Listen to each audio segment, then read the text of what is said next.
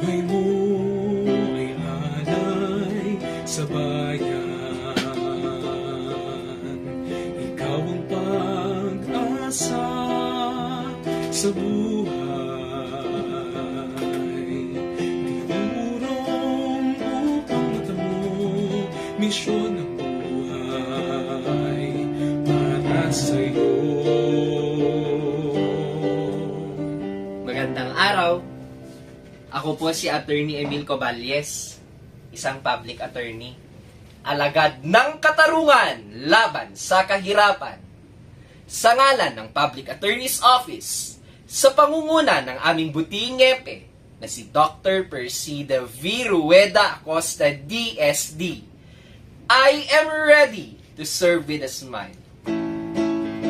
Sa siya ay kapiling sigla at lakas alay namin.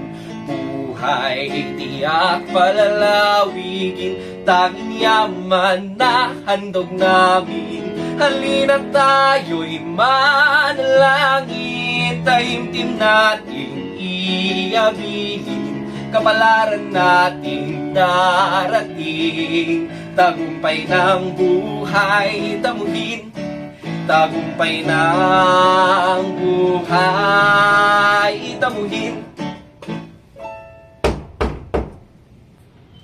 Attorney, good morning po. May mga clients na po tayo. Pasok po kayo. Morning po, attorney.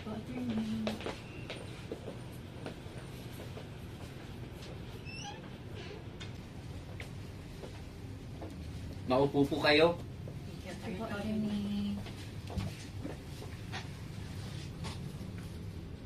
Ako nga po pala si Hana. Kasama ko rin po yung mga kapatid ko, si Ate Roxanne po, at si Estela. Licensed teacher po siya dito sa atin, pero napilitan po siyang mag-OFW sa Saudi. Hindi po ba, attorney, karapatan po ng bawat Pilipino na maproteksyonan hindi lamang po dito sa ating bansa? Bawat nilalang may karapatan, buhay na ligtas sa pagdaramdam.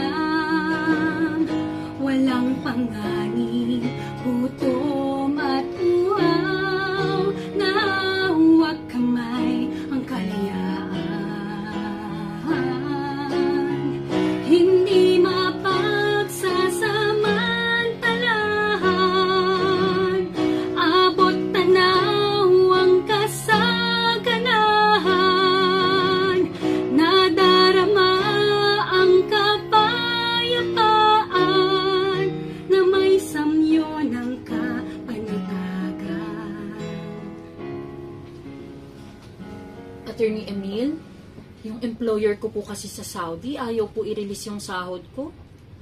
Napakahirap ng kalagayan ko ngayon, attorney. Ang dami kong pangarap para sa pamilya ko. Sa mga anak ko. Nang ibang bayan po ako, attorney, na matayog ang mga pangarap. Bilang magulang hindi na malulumbay, ang anak ay may kinabukasan, abot tanaw ang pagtatagumpay, karunungan ay magsasanggalang. Hindi mapagsasamantalahan, abot tanaw ang kasaganan, nadarama ang kapayapaan, na may samyo ng kapanatagan. Hindi mapagsasamantalahan, abot tanaw ang kasaganan, nadarama ang kapayapaan, na may samyo ng kapanatagan.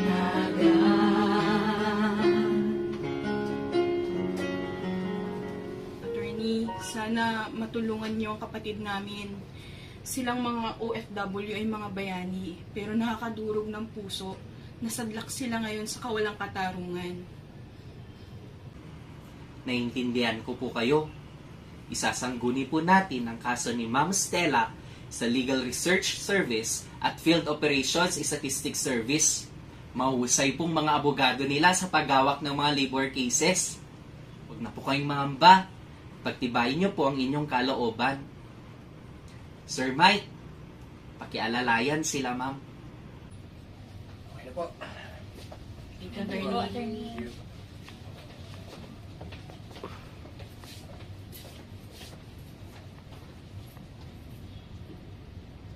Attorney Emil, ito nga pala si Ginoong Ginang de la Cruz, si Sir Juan nakapiyansa. Sir? Okay. Attorney, tulungan niyo po ako. Ayoko na pong ibalik sa kulungan. Wala naman po akong kasalanan. Nasaan po ang katarungan? Bakit parang ginigipit po kami? Ayoko na pong magising na rehas ang una kong masisilayan. Napupuno ang pagkakulungan bawat araw sadlak sa madilim na pigitan.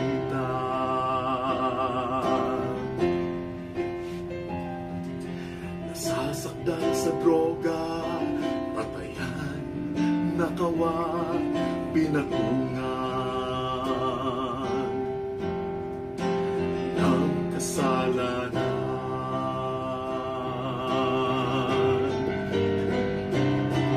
Bayan, gumising ka,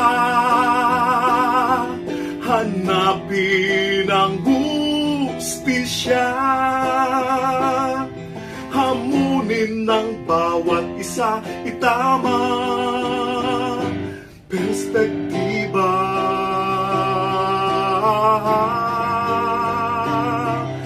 Batas maghari na, katotohanan para sa balana, upang katarungan sumaatin na.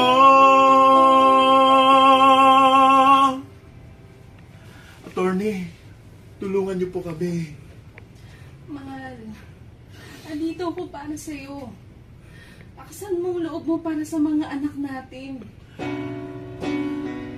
Tayong api ay muling babangon, aasa sa tulong ng Panginoon. Hindi magtatagal, darating ang panahon, panahon ng tagumpay, mapaparam ang dilim na lambong. Bangon, mahal, sigla at lakas ay gamitin, ipaglaban batas at karapatan ng buong giting. Pag-asa'y kalasag sa talingsay na mithiin, ang pag-ibig natin ay hindi magmamaliw.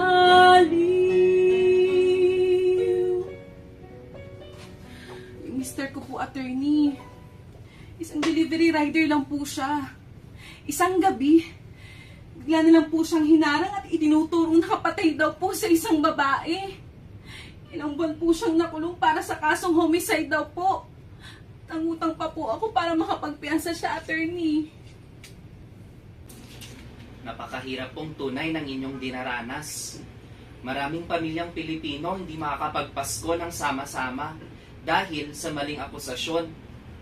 Hayaan niyo pong maging instrumento kami sa PAW upang mapawalang sala ang inyong asawa. Tutulungan din po kayo ng magigiting na abogado namin sa district office kung saan nahuli si Sir. Isasangguni din po namin kayo sa aming PAW Forensics Team para masuri ang bangkay ng biktima. Magpakatatag po kayo.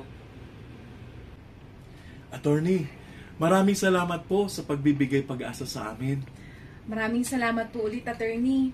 Halika na, mahal.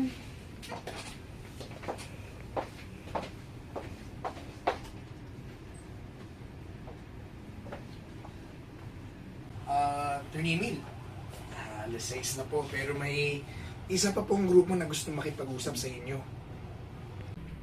Walang problema, sir. Papasukin niyo po sila. Walang pinipiling oras ang serbisyo publiko.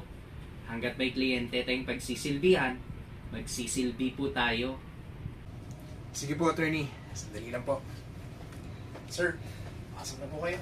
Attorney Emil, pasensya na po, ginabi na kami ng dating. Nais lang po sana namin sadyain ang executive support staff at PAW Media Team ng #Pala upang ipaabot ang aming lubos na pasasalamat. Ni-refer po kami ni Chief Persida Acosta kay Attorney Ronald Macorol ng Special and Appeal Cases Service. Kami po ng kasamahan kong magsasaka ay nanalo na po sa tenancy case namin.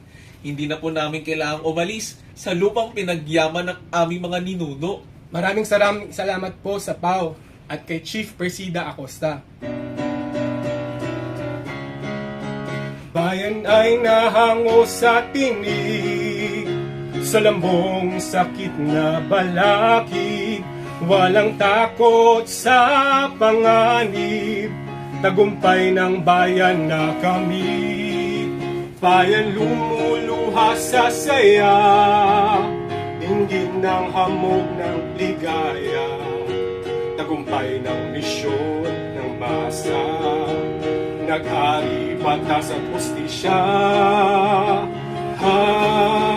Ang nagmatas ay bumagsak, ang nangapi at umapak, parang hangin na nagwawasak, na parang sa isamong kumpas. Abot langit po ang aming pasasalamat dahil sa Public Attorney's Office, alam naming hindi hadlang ang kahirapan upang makamtan ang katarungan. Napakasaya ko po para sa inyo. Ngunit hindi po ito tagumpay ng isang abogado lamang, kundi resulta rin ng walang sawang pagsuporta sa amin ng finance service at administrative service ng aming tanggapan. Lagi niyo pong tatandaan, ang bawat tagumpay ng PAW ay tagumpay ng katarungan laban sa kahirapan. Katarungan laban sa kahirapan. Salamat po sa inyong tiwala sa PAW. Isang karangalan pong kami ay makapagsilbi sa sambayanang Pilipino. Bayan luluwa sa saya, dinggin ang amog ng ligaya, tagumpay ang misyon ng masa, naghari batas at hustisya. Bayang lumuluwa sa saya, dinggin ang hamog ng ligaya, tagumpay ang misyon ng masa, naghari batas at hustisya. Naghari batas at hustisya.